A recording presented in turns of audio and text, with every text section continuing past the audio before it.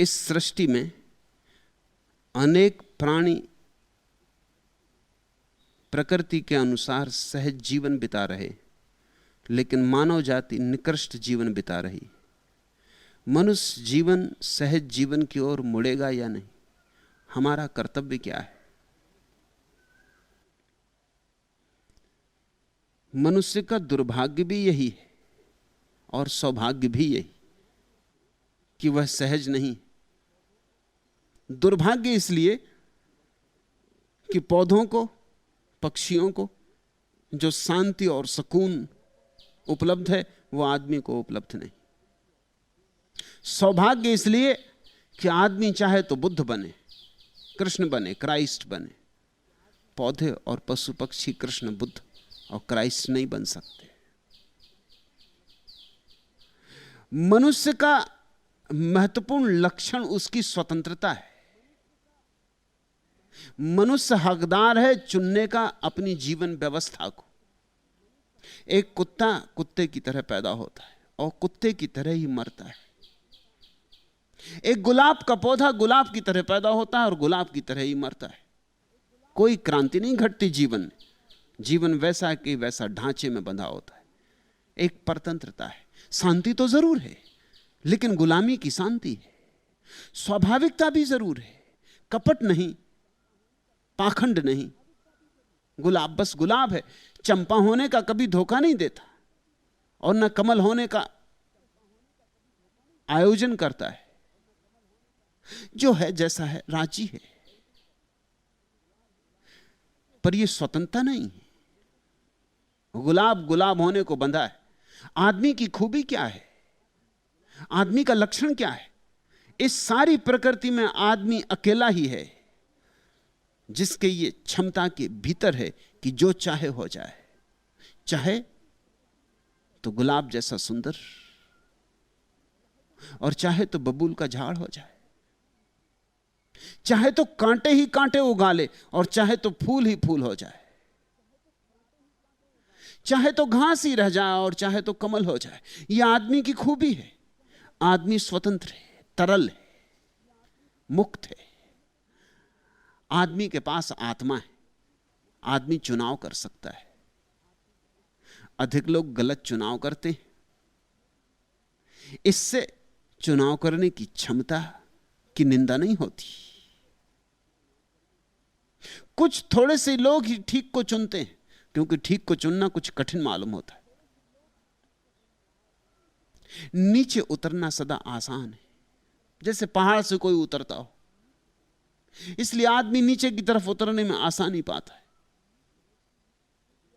वृत्तियां नीचे की तरफ उतरना है, विवेक ऊपर की तरफ चढ़ना है, बेहोशी नीचे की तरफ उतरना है, होश ऊपर की तरफ चढ़ना है।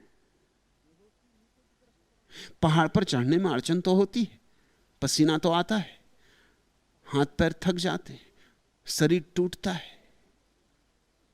मगर जो शिखर पर पहुंचते हैं वे ही शिखर पर होने का आनंद जानते हैं। नीचे उतरना सुगम है, लेकिन पहुंचोगे आंधियों की घाटी में। ऊपर चढ़ना कठिन है, लेकिन सूरज से मुलाकात होगी, बादलों से आलिंगन होगा, मुक्त और निर्मल आकाश उपलब्ध होगा। महंगा तो है, लेकिन परिणाम अद्भुत है। आदमी जैसा होना चाहिए वैसा पैदा नहीं हुआ है। आदमी को स्वतंत्रता है वैसा होने की, या चाहे ना होना हो तो ना होने की। इसलिए एक क्षण में भी कभी कभी क्रांति हो जाती। नीचे जाता हुआ आदमी कभी एक क्षण में पुकार सुन लेता ऊपर जाते किसी आदमी की, या पहाड़ की चोटी से शिखर से आते हुए किसी बुद्ध पुरुष की वाणी उसके कान में पड़ जाती। एक क्षण में क्रांति हो जाती, क्योंकि मामला इतना ही है। कुछ ऐसा नहीं कि नीचे जाने के लिए हम बंधे, हमने चुना है इसलिए नीचे जा रहे हैं। जिस क्षण तय कर लेंगे कि अब नीचे नहीं जाना, कोई दुनिया की ताकत हमें नीचे नहीं ले जा सकती। तुमने पूछा, इस सृष्टि में अनेक प्राणी हैं जो प्रकृति के अनुसार सहज जीवन बिता रहे हैं, लेकिन मानव जाति निकृष्ट जीवन बिता रही। क्योंकि मनुष्य जाति स्वतंत्र है और वे प्राणी स्वतंत्र नहीं। सुकरात का प्रसिद्ध वचन है कि मैं संतुष्ट सूअर होने की बजाय असंतुष्ट सुकरात होना पसंद करूंगा। ठीक है, संतुष्ट सूअर आखिर सूअर है, असंतुष्ट सुकरात आखिर सुकरात है। सिर्फ संतोष में ही तो सब कुछ नहीं। संतोष सचेत होना चाहिए, तब कुछ है। शांति अनिवार्य हो, उसका कोई मूल्य नहीं। जब शांति अनिवार्य नहीं है, स्वेच्छा से है, चुनी हुई है, तब उसका मूल्य है। तुम्हें गीत मजबूरी में गाना पड़े, कोयल ऐसे ही तो गाती मजबूरी में, इसलिए कोयल कभी बैजू बावरा हो पाएगी ये मत सोचना, कभी नहीं हो पाएगी। मजबूरी है, यंत्रवत है, गाना ही पड़ता है। फिर कोयल वही गीत गाती रही करोड़ों करोड़ों वर्षों से, कहीं कोई विकास नहीं होता। आदमी अकेला विकासमान है। देखते हो, करोड़ वर्ष पहले भी कोयल यही गीत गाती थी, यही धुन, यही सुर,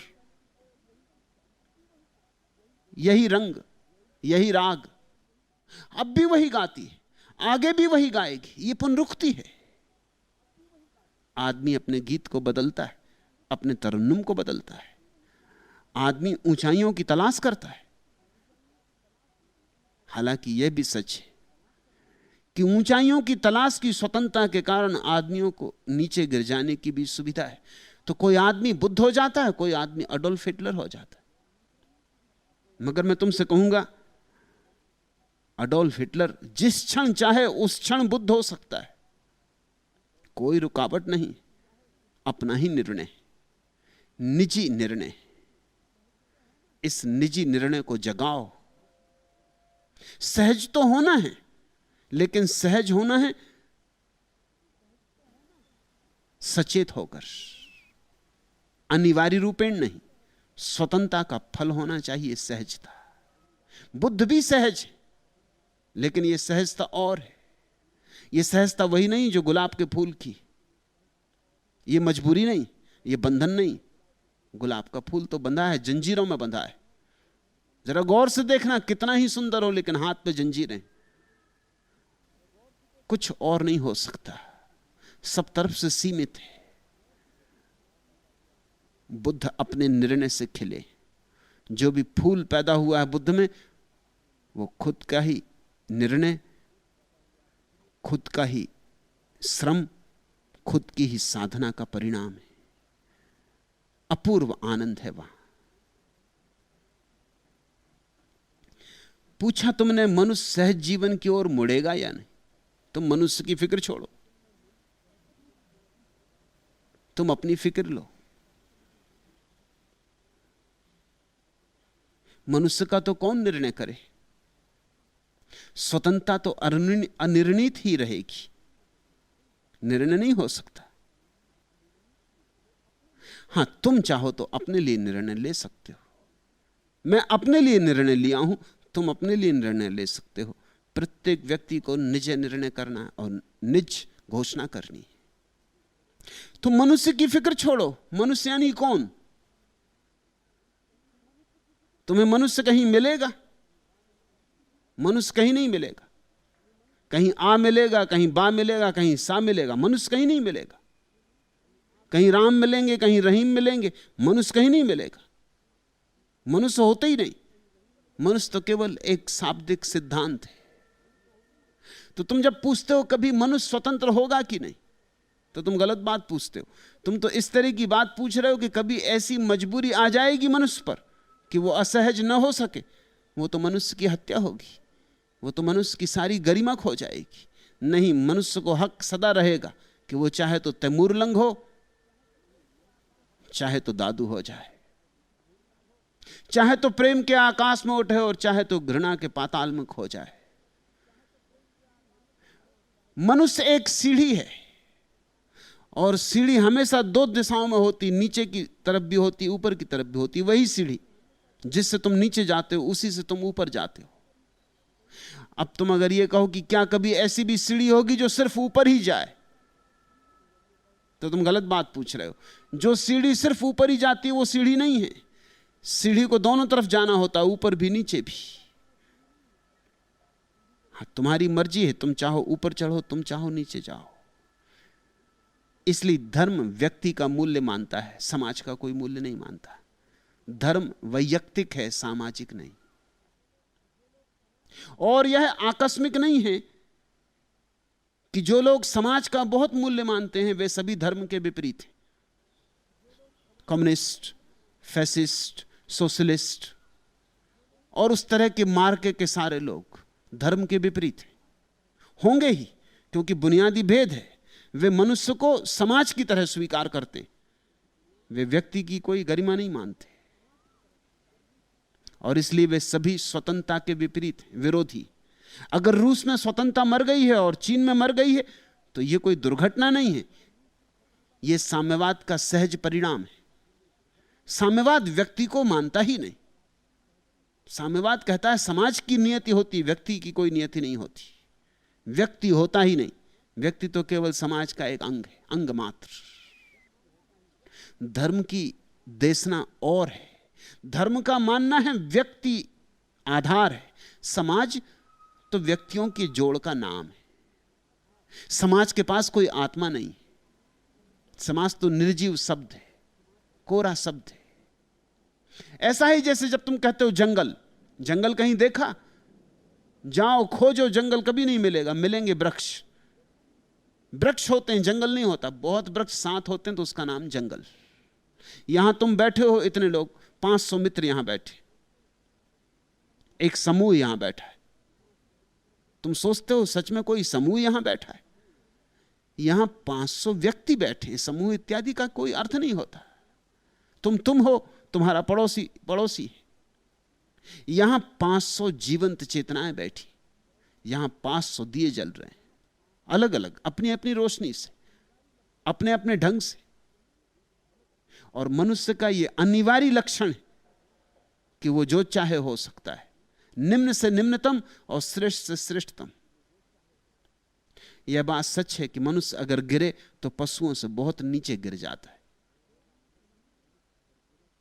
और मनुष्य अगर उठे तो देवताओं से बहुत ऊपर उठ जाता है। देवता भी बंधे हैं जैसे पशु बंधे। इसलिए भारत के मनीषियों ने एक अपूर्व बात कही है कि अगर देवताओं को भी मोक्ष चाहिए हो तो पहले मनुष्य होना पड़ेगा। मनुष्य दो राह है। पशुओं को मुक्त होना हो तो मनुष्य होना पड़ेगा, और देवताओं को मुक्त होना हो तो मनुष्य होना पड़ेगा। क्यों? क्योंकि देवता तो बड़े ऊपर गए हुए हैं, ऊपर तो गए हुए हैं, लेकिन देवता शुभ करने को मजबूर है। वहां स्वतंत्रता नहीं, वहां सुख अनिवार्य है, वहां रोशनी जबरदस्ती है, उनका चुनाव नहीं। उन्हें चौराहे पर लौटना पड़ेगा जहां से सब रास्ते खुलते हैं। आदमी चौराहा है जहां से सब रास्ते खुलते हैं। इसलिए आदमी अगर नीचे गिरे तो कोई पशु उसका मुकाबला नहीं कर सकता। जंगली से जंगली जानवर भी आदमी का मुकाबला नहीं कर सकते। कोई जंगली जानवर जब भरे पेट हो तो किसी को मारता नहीं, भूखा हो तो मारता है। आदमी बड़ा अजीब है, जब भरे पेट होता तब शिकार को निकलता है। कोई पशु अपनी ही जाति के प्राणियों को नहीं मारता। कोई सिंह सिंह को नहीं मारता, कोई कुत्ता किसी कुत्ते को नहीं मारता। अकेला आदमी है जो आदमी को मारता है, और खूब मारता है, और बड़े आयोजन से मारता है, और बड़े झंडे इत्यादि उठा के, और बड़े दर्शन शास्त्र खड़े करके मारता है।